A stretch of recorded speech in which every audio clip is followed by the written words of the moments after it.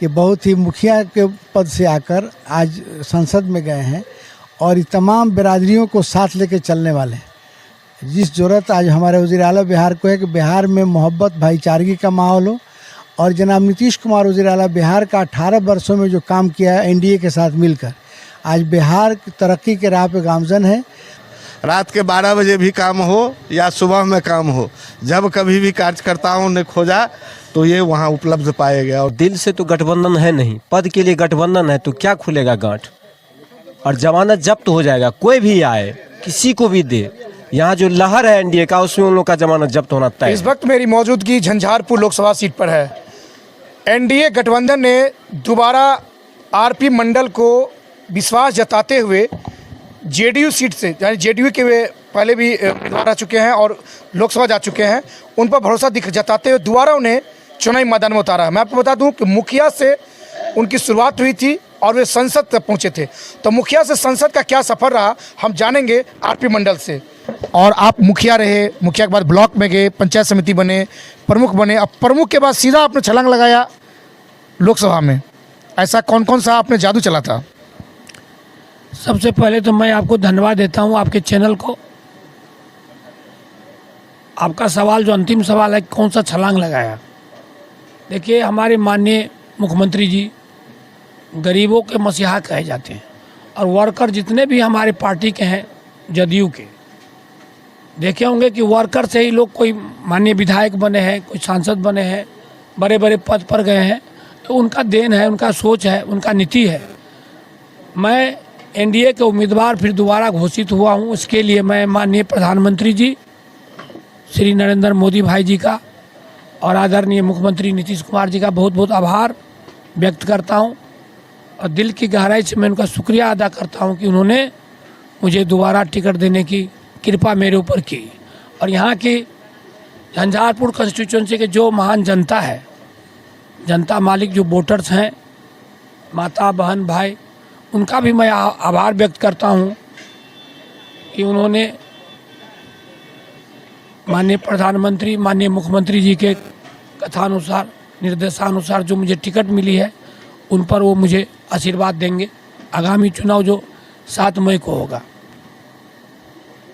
अभी आज मेरा बहुत सौभाग्य है कि मेरे मित्र है, मित्रवत मेरे छोटे भाई के समान विनोद बिहारी जी एक कैंपस में ऐसे होली के शुभ अवसर पर मित्रवत एक घोषणा करके, मीटिंग करके, छोटी सी मीटिंग बुलाई गई है।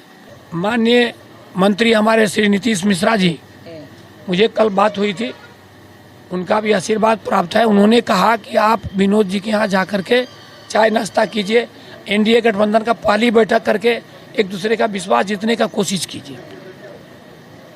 और शॉर्टकट में बताना चाहता हूँ, जैसा कि आप सब जानते हैं, 2 साल तो मेरा कार्यकाल कोरोना में बाधित रहा। फिर हम लोगों ने एनडीए से बगल में फिर महागठबंधन में चले, तो खट्टा मीठा अनुभव रहा।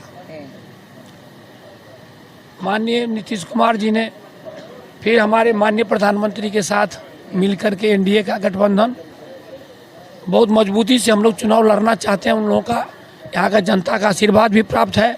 सामने देखिए झंडा लहरा रहा है। हमारे आदरणीय प्रधानमंत्री जी ने काम किया, रामलला के बारे में घर घर पूजा मनाया गया, भगवान का उत्सव मनाया गया। मैं यही कहना चाहता हूँ, जो काम अधूरा रह गया है। रामप्रीत जी, आप ये बताइए, आपको जो मौका दिया गया पिछले 5 वर्ष आप यहाँ से संसद गए, तो आपने क्या क्या काम किया अपने क्षेत्र में, पूरे झंझारपुर में 6 विधानसभा क्षेत्र आता आपके यहाँ पर, क्या क्या काम करने का काम किया आपने? थोड़ा पानी पी लेते हैं। बिल्कुल। 2 साल देखिए कोरोना काल में मैं कुछ नहीं किया। 2019 में मैंने सबसे पहले 1000 सोलर लाइट लगवाया, जो भारत सरकार का पंचायतों में। उसके बाद देखे होंगे आरएस थाना जो लखनऊ ब्लॉक में ही पड़ता है, बहुत कमर भर पानी लगा रहता था थाना के नीचे बगल में। वहाँ मैंने रोड बनाने का काम किया। गंगापुर में काम किया।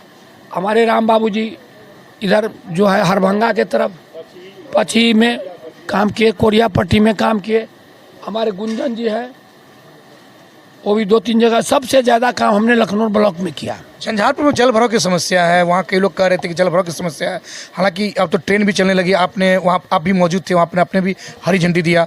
तो झंझारपुर में जल भराव की समस्या के कारण यहाँ से स्टेट बैंक चला गया, तो कई लोग कह रहे हैं कि नहीं, सांसद जी को इस पर थोड़ा सा ध्यान देना चाहिए था।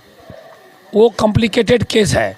जहाँ से स्टेट बैंक था वो कुछ ज़मीन जो है रेलवे का भी पड़ता है, कुछ व्यक्तिगत किसी लोगों का पड़ता, किन्हीं लोगों का पड़ता है। इसमें हमने प्रयास किया, हमारे डीएम साहब भी आए, यहाँ के व्यापारी वर्ग भी बैठे, हमारे जो पदाधिकारी लोग हैं हमारे संगठन के, एनडीए के, सब मिल बैठ करके किए थे, लेकिन समस्या का समाधान हो जाएगा।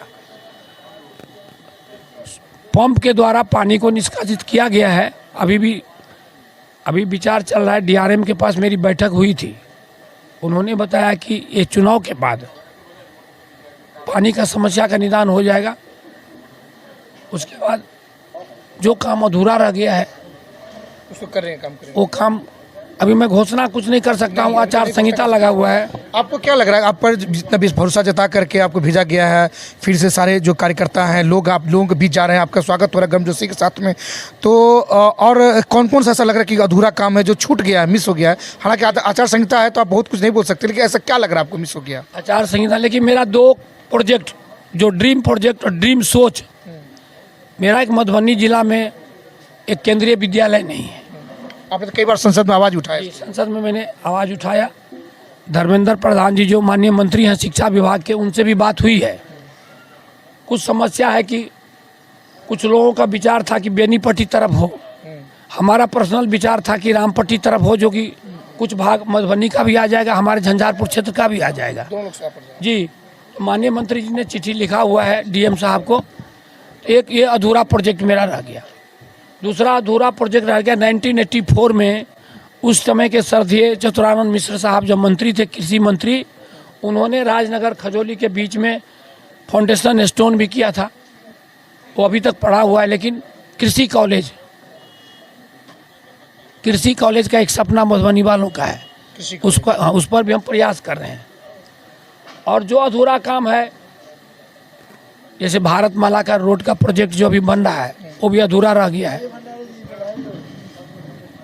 और ये जो हाईवे है जो 57 था 227 अभी हुआ है, उसका 6 लाइन बनेगा, वो भी अधूरा रह गया है। सीतामढ़ी से जयनगर होते नरैया जो है तो वो भी 4 लाइन में तब्दील होगा, वो अधूरा रह गया है। बहुत सारे काम है, लेकिन घोषणा मैं अभी नहीं कर सकता आचार संहिता के कारण। ये कई सारे काम है जो कह रहे हैं कि जो पूर्व सांसद रह चुके हैं इस इलाके से, फिर से चुनावी मैदान में उन्होंने भरोसा जताया है। एक केंद्रीय विद्यालय सबसे पहली प्रायोरिटी थी आपकी, उसको आपने संसद में भी उठाया। तो और भी कई लोग हैं जिनसे हम जानेंगे कि आरपी मंडल ही क्यों, आप बताइए आरपी मंडल ही क्यों? ये जितने दिन अपने कार्यकाल में दल में रहे, दल के प्रति, राज्य के प्रति, पार्टी के प्रति, और जितने भी कार्यकर्ता इस मधुबनी जिला में हैं, सभी के पास इनके दिल में ये बसे हुए हैं। सभी लोगों के पास जब कभी भी रात के 12 बजे भी काम हो या सुबह में काम हो, जब कभी भी कार्यकर्ताओं ने खोजा तो ये वहाँ उपलब्ध पाए गए। और से ही सबसे बड़ा कारण है जो हमारे माननीय मुख्यमंत्री ने इन पर दोबारा विश्वास किया है और यहाँ इनका प्रत्याशी घोषित किया है। और निश्चित रूप से हम लोग दिन रात एकटार करके भारी बहुमत से इनको बिचारने का काम करेंगे और झंझारपुर लोकसभा में जो यहाँ का मान सम्मान बना हुआ है उसको कायम रखने का हम लोग प्रयास करेंगे। तो कायम रखेंगे। ये बताइए कितने मतों से इनको भेजेंगे फिर से लोकसभा? अभी मैं अब्दुल कईम अंसारी हूँ, इस पार्लियामेंट्री कंस्टिट्यूंसी का मैं प्रभारी बनाया हुआ हूँ पार्टी की तरफ से।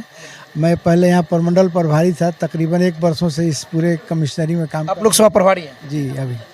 और मैं बहुत करीब से देख रहा हूँ कि एक सरल स्वभाव के एमपी हैं और पार्टी के प्रति, आवाम के प्रति पूरा निष्ठा के साथ लंबे अरसे से काम कर रहे हैं और ग्रास रूट में से नीचे उठे हैं। ये जैसा आपने सवाल किया कि बहुत ही मुखिया के पद से आकर आज संसद में गए हैं और तमाम बिरादरियों को साथ लेके चलने वाले हैं।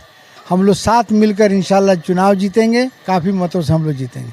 तो काफ़ी मतों से जीतेंगे, इनका मानना है। ये लोकसभा के प्रभारी, इनका कहना है। तो देखना होगा कि 7 मई को यहाँ चुनाव होना है और 4 जून को ये परिणाम बताएगा। हालांकि उसके बाद जो कैंडिडेट है एनडीए गठबंधन से, तो उनकी घोषणा हो चुकी है और अब उनका सिर्फ सिंबल मिलना बाकी है। महागठबंधन से अब तक कुछ भी खुला नहीं है। महागठबंधन अब तक पत्ते नहीं खोले हैं। संजीव जी, अब तक पत्ते नहीं खुले महागठबंधन, क्यों? उसमें जो है ना, दिल से तो गठबंधन है नहीं, पद के लिए गठबंधन है, तो क्या खुलेगा गांठ। और जमानत जब्त हो जाएगा, कोई भी आए, किसी को भी दे। यहाँ जो लहर है एनडीए का, उसमें उन लोग का जमानत जब्त होना तय।